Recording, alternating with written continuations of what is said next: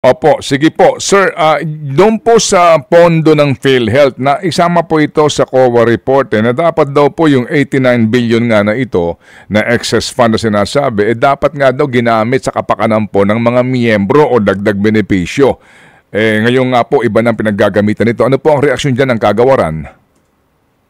Ang reaction po namin dyan, actually, sang-ayon kami dun sa sinasabi na yung 89 billion ay dapat ginamit para sa benepisyo. Pero kami mismo sa loob ng PhilHealth Board, kasi ang Secretary of Health ay Chairman of the Board, non-voting ng Philippine Health Insurance Corporation, tinatanong ng Secretary, bakit ba kasi hindi ginamit para sa benepisyo to begin with? And remember, over the years po yan, mga 3 years yung tinignan ng DOF. Pero sabi nga ni Secretary Ted, kami po ay nag-aabang na dahil umabot na sa Supreme Court at ayaw nating pangunahan ng ating mga justices. Pero nagbigay na kami sa inyo ng pahapyaw na ito yung sa loobin ng DOH kasi ang talagang pakay ng 89.9 yan ay gamitin ng PhilHealth kaso hindi niya nagamit Well, anyway, ito nga po kasi nga ay may pending case na po no sa Supreme Court. So, kumbaga po ngayon sir, ngayon po may mga reaksyon sa ating panayam na ito na sa usapin po talaga ng procurement ng mga gamot o kaya pagtanggap ng donasyon. At the end of the day, it's always the secretary who's in charge, no?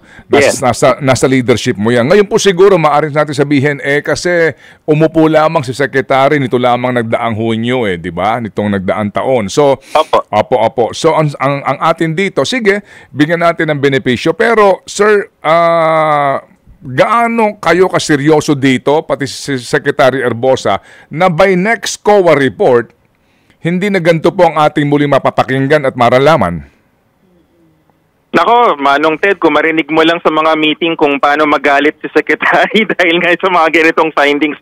Ang Dr. Teodoro Erbosa ay isang emergency medicine physician. Hindi yan sanay at ayaw niyang nasasayangan ng gamot dahil sa loob. At ang pinanggalingan niya bago siya maging secretary ay ang PGH-ER. Siya yung chairman. Nakita niya kung gaano kahaba ang pila sa OPD ng PGH. Nakita niya kung gaano kahirap ang dinaranas ng mga pasyente sa Philippine General Hospital. Ako rin po ay isang alumnus. Dumaan po ako, Manong Ted, DJ, sa training ng PGH kung gaano kahirap yung mga pasyente na kami mismo gumagastos mula sa aming sariling bulsa. Kung nararamdaman nyo yung aking paggigit ngayon, yung gilaitin, no? Kasi it is a sincere reaction from an alumnus of UP na hindi kami papayag na may masayang para sa taong bayan.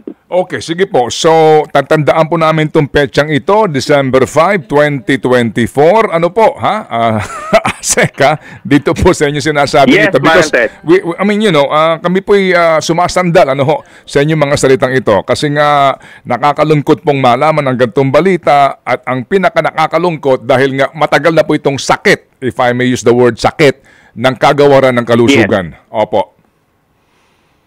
Ayusin natin yan, Manong Ted, no? And as we say sa larangan ng public health tsaka ng health systems, ang pasyente kasi namin is yung buong bansa, ang aming instrumento ay ang DOH.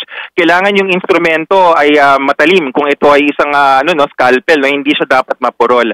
At bilang Serohano, alam ni Secretary Ted yan, ating hahasain at aayusin. Okay, sige po. Salamat na marami, Asek Albert, sa inyo pong panahon sa aming programa at kami po'y katuwang ninyo sa tamang informasyon. Salamat po, Asek. Okay. Ayan, napakinggan naman natin kini-question daw nila at nasa pala to?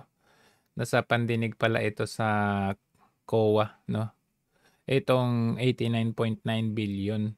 So, antayin natin, tingnan natin kasi ito, ayon kay Asek Domingo, they are questioning yung paggamit ng 89.9 billion sa iba na hindi natin alam kung nasaan na nga ba napunta yun. Sa halip na ibalik ito sa yung mga member, no? So anyway, prior to this, meron siyang nababanggit pala na 11 billion. So ito, mga expired na gamot. So yung disposal committee, may instructions na yan from the secretary na look at the stock nationwide, nasa ang warehouses. Nandun sila sa mga non-parel, yung mga nakabanggit, no? And may mga regional warehouses rin. Tapos, hindi ko lang alam yung exact status, but they're supposed to report around this time of the year na na-dispose na ba yan? Kasi dapat yung wastage na sinasabi dito, sayang yung kuryente, naka-refrigerator pa yan, sayang yung sweldo sa security guard na nagbabantay. Yun yung mga kailangan nating, kumbaga, hindi na kasi magagamit yan eh. So, i-dispose na talaga sila. So yung nga po, as we speak now, wala pa ho kayong klaro na report dito kung nasaan itong 7 million mahigit na bakunang ito at kung ito ba'y nasa mga bodega na binabayaran pa rin ng gobyerno ngayon? Hindi ko lang po alam, Manong Ted, as we speak, yung exact levels kung ilan na po. Pero ang alam ko po, and I'm sure of this, ongoing yung disposal nila.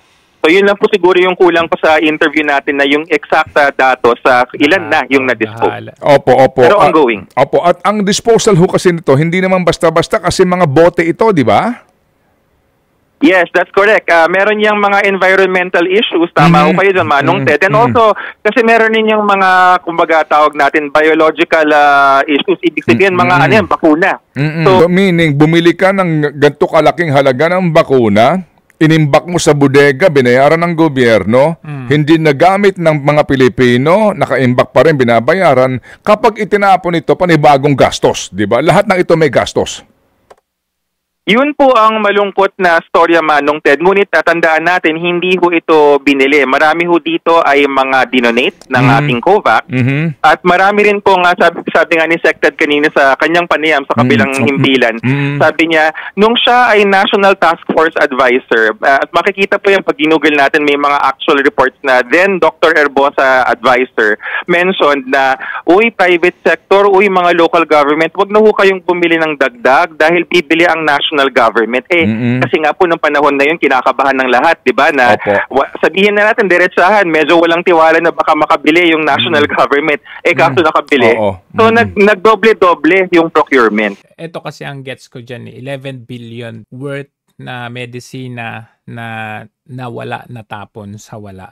Ngayon, may part dito na sinisisi nila yung former administration dahil daw doon sa mga donated na mga gamot, COVID vaccine na hindi nagamit nung nawala na yung pandemya, no? Because of the storage fee, umabot daw ng 11 billion yung parang binadgetan yan eh. 'Di ba maalala ninyo? Nung nag-assume office si Marcos Jr., wala siyang appointed secretary ng Department of Health. Acting, oo. Pero syempre, ang acting, hindi yan magdi-decide, kundi yung Pangulo pa rin. Yung storage fee, kuno, na inaano nila, talaga bang yun ang nangyari? Na merong sobra na COVID vaccine nung nag-assume siya ng office, tas ang budget na 11 billion ay para sa storage fee.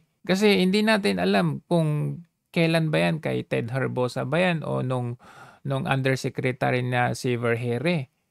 So ang tanong, sino ang nagbulsa ng 11 billion na budget kuno para sa storage fee? Dito mo may isip, unang taon pa pala, meron ng itinagong budget. Hindi ba dapat transparent yan?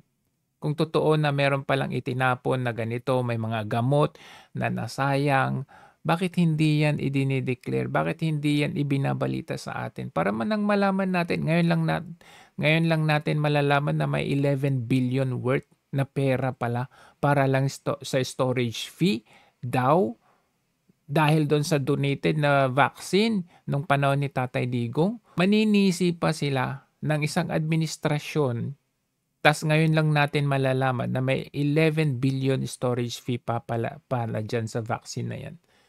Ang daming nangangailangan ng gamot. Unang violation yan. Pangalawa, ito yung 89.9 billion na to. Abangan natin ito kasi itong sinasabi ni Asek Domingo na to, sabi, galit na galit daw sila. Totoo ba yan? Bakit pumayag si Secretary Ted Herbosa na ilipat yung 89.9 billion na yan? Grabe pala yung pangungurap ninyo dyan. DOH, lahat na lang ng ahensya ng gobyerno.